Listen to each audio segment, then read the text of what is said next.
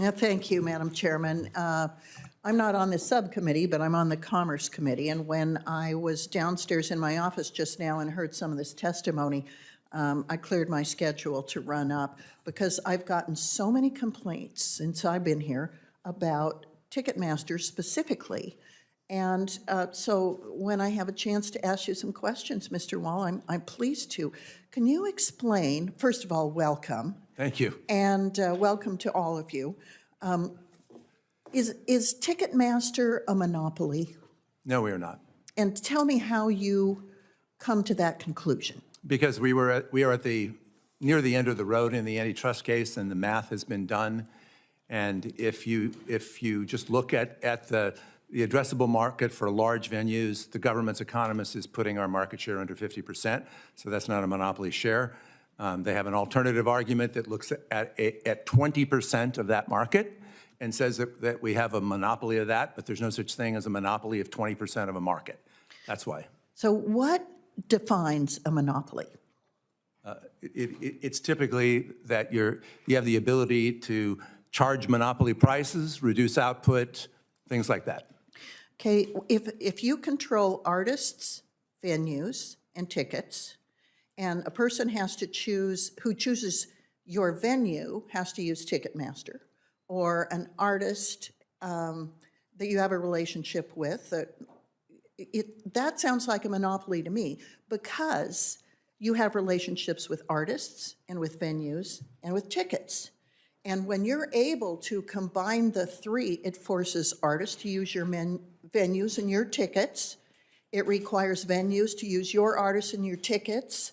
And it takes choice away from both the artists and the venues.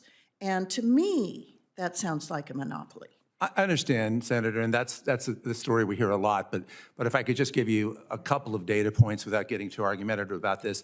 We're not a big, we may be the largest venue owner in the sense of the number of venues, but we don't have any stadiums, we don't have any arenas.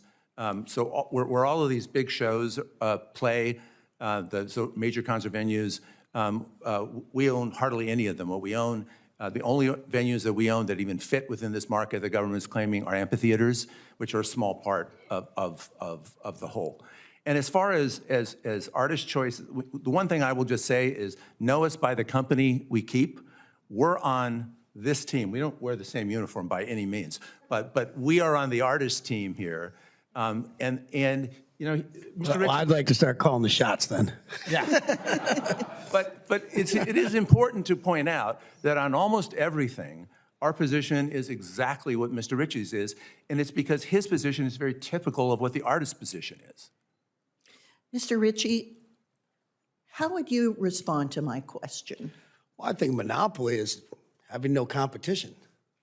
I think it's the opposite of this number and that number. I can't keep up with you, Mr. Wall, with the numbers, but it's lack of competition. And I think if there's more competition, let's say in the ticketing market, then that would make things better for the fans and for prices and for the artists. And, you know, and I would say let the artists bear the blunt, take the risk and reward.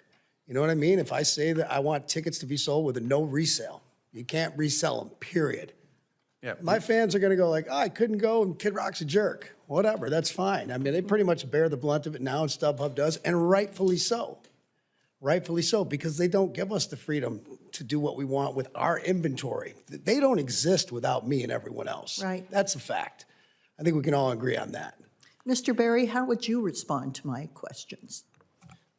First and foremost, on the monopoly question, Senator, I'm looking forward to the Justice Department and 40 state attorneys general, bipartisan team of attorneys general figuring that out. The Department of Justice should stay the course, finish the job. If they're watching today, don't settle. Let this play out. As a fan foremost, that's how I got into all of this. I'm pretty sure if it's someone in the schoolyard that can bully and beat everybody up, that sounds like a monopoly to me, and that's what's happening. Mr. Weingard? Garden? Sorry.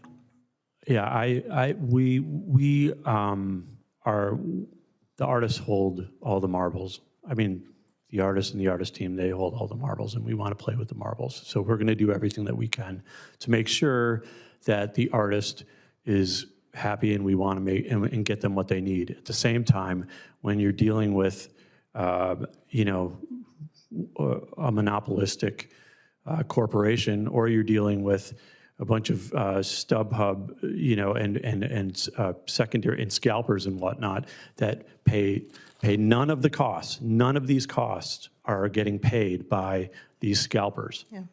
None of them. We pay them constantly, and when that's happening, it's not equitable. It's not fair. There's no competition. You know, they're making their profit margins are enormous because they are not sharing in any of the risk. Mr. Ritchie, do you hold all the cards? No, hardly. I just want to say there's so much money in this business. There's enough to go around for everyone. That's a fact. But the one thing we can agree on, there's a lot of merit here to everything we're talking about, but we have to get the middleman out of the way. Just let me get the tickets to the fans at the prices I want to set. Madam Chairman, thank you. Senator Hickenlooper.